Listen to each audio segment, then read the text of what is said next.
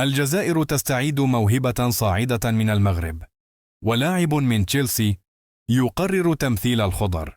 أعلن الاتحاد الجزائري لكرة القدم عن قائمة المنتخب الوطني لفئة أقل من 20 عاماً، التي تدخل تربصاً تحضيرياً في مدينة عنابة استعداداً لمواجهة المنتخب التونسي في مباراة ودية يوم 4 جوان المقبل على ملعب 19 ماي.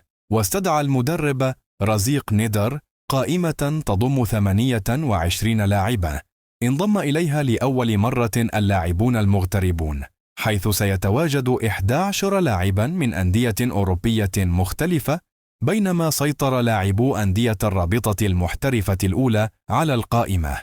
الجزائر تخطف الموهبة آدم اليتلات الذي كان بإمكانه اللعب للمغرب أيضا.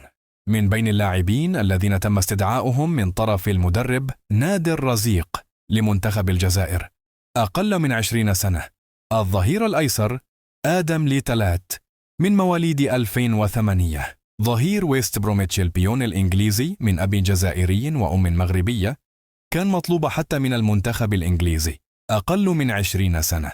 في الأخير تمكن الخضر من خطف اللاعب الذي ينشط في نفس مركز ريان إتنوري.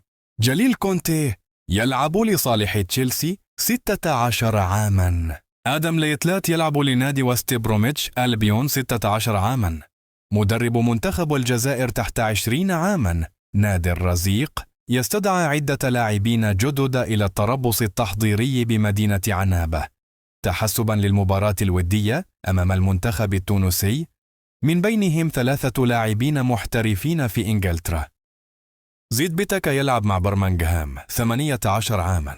عدة تدعيمات في صفوف المنتخب الوطني لفئة لأقل من 17 سنة وأقل من 20 سنة. ضياع ريان شرقي باختياره فرنسا كانت ضربة لفائدة المنتخب من أجل خطف عدة مواهب على غرار جليل كونتيه ويانيس سوفيتكس وياسين عياش وآدم ليتلات ويانيس سلامي.